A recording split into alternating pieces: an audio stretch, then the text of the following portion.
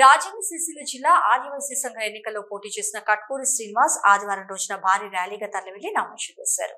ఈ సందర్భంగా ఆయన మాట్లాడుతూ జిల్లాలో సంఘ బలోపేతానికి కృషి చేస్తానని, పేద ఆదివాసీల సంక్షేమానికి కృషి చేస్తానని, అన్ని వర్గాలను కలుపుకుపోయి సంఘ అభివృద్ధికి పాటుపడతానని అన్నారు. ఎన్నికల్లో తనకు మద్దతు తెలిపి గెలిపించాలని ఓటర్లకు విజ్ఞప్తి చేశారు. ఈ కార్యక్రమంలో పెద్ద ఎత్తున ఆదివాసీ సంఘ సభ్యులు పాల్గొన్నారు.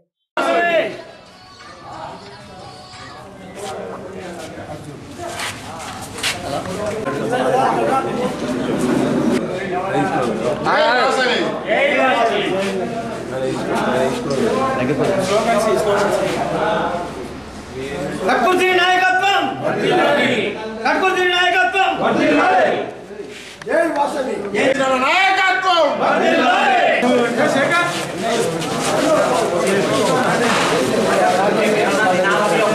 కట్కూరి శ్రీరామ నాయకత్వం,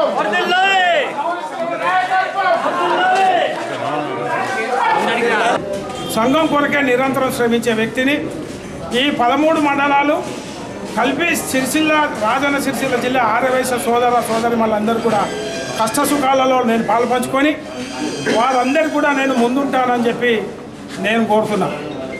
మరి ఇంకో ముఖ్యమైన విషయం ఏంటంటే ఏ ఫండు లేకున్నా ఎటువంటి లేకున్నా వేములాడ ఆదివాసీ సంఘంలో దాదాపు 3 కోట్ల రూపాయల బిల్డింగ్ నిర్మాణం చేసుకోవడం జరుగుతుంది.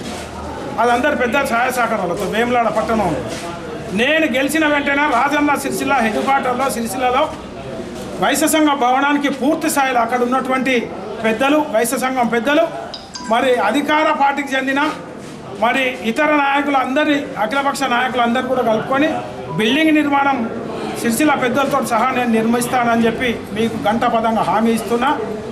నిరుపేద ఆర్యవైశ్యులు కానీ నిరుపేద ఆర్యవైశ్య మహిళలకు కానీ ఎటువంటి సహాయ సహకారాలైనా నేను పూర్తి స్థాయిలో వాళ్ళకు మద్దతు ప్రకటిస్తా. వాళ్ళ కొరకు నేను ఉంటా. నేను సమస్యలకు పారిపోయే వ్యక్తిని కాదు. నేను సమస్యలకు వెంటాడి నేను సమస్యలను పరిష్కరించే బాధ్యత అధికారులు కానీ అందరినీ మెప్పించి ఒప్పించే బాధ్యత నేను తీసుకుంటాను.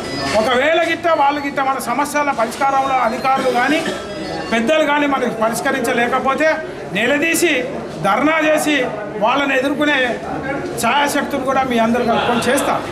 ఎందుకు అనంటే నిరుపేద ఆర్యవైశ్యులు డబుల్ బెడ్రూమ్లు అయితేనేమి, పెన్షన్స్ అయితేనేమి, ఇతరాతర కార్యక్రమాల్లో మా వాళ్ళు కూడా నిరుపేదలు ఉన్నారు. మా దాంట్లో కూడా దాని సాధన కొరకు నేను నిరంతరం శ్రమిస్తా.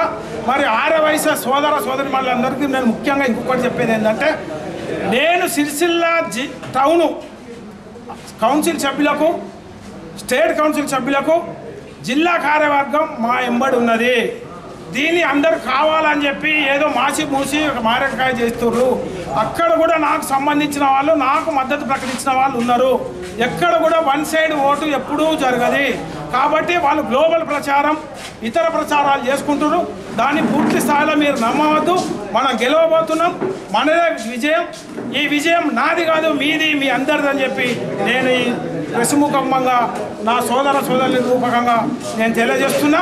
దయచేసి 13 మండలాలున్న స్టేట్ కౌన్సిల్ సభ్యులు అందరూ కూడా నన్ను ఓటు వేసి గెలిపించవలసిందిగా నేను మీ వాడిని, మీలో ఒక్కనే ఉంటానని ప్రతిజ్ఞ చేస్తున్నాను.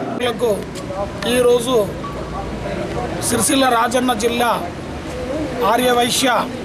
జిల్లా ఆర్యవైశ్య సంఘం ఎలక్షన్ల సందర్భంగా నామినేషన్ వేయడానికి వెళ్తున్నందుకు కట్కూరి శ్రీనివాస్ మా మిత్రుడికి బలపరిచి ప్రతి ఒక్కరూ పేరున ఓటు వేసి మనం గెలిపించుకుందాం. సిరిసిల్ల రాజన్న జిల్లా ఆర్యవైశ్య సంఘం అధ్యక్షునిగా మనం చూడాలంటే మీ అందరి సహాయ సహకారాలు ఉండాలి. ప్రతి ఒక్కరూ పూర్తి సహకారాన్ని ఇచ్చి ఓటు వినియోగించుకొని కట్కూరి శ్రీనివాస్ గారిని ఖచ్చితంగా గెలిపించాలని కోరుతున్నాను. ఈరోజు జిల్లా ఆర్యవైశ్య సంఘం అధ్యక్షునిగా పోటీ చేయుచున్న మా కట్కూరి శ్రీనివాస్ గారు నామినేషన్ కార్యక్రమంలో చాలా పెద్ద ఎత్తున ఆర్యవైశ్యులు హాజరై వారి గెలుపుకు దారులు వేస్తున్నారు. ఇట్టి నామినేషన్కు ఈ ఆర్యవైశ్యుల హాజరైన భారీ ర్యాలీ చూస్తుంటే మీకు ఇప్పుడే అర్థమవుతుంది. సరే, కట్కూరి శ్రీనివాస్ గారి నాయకత్వాన్ని మేము బలపరుస్తూ నామినేషన్ కార్యక్రమానికి వెళ్తున్నాం. దయచేసి కట్కూరి శ్రీనివాస్ గారిని ఓటు వేసి ఆర్యవైశ్య సోదరులందరూ వారి మెజారిటీకి తోడ్పడి వారి గెలుపుకు కారణం కాగలరు.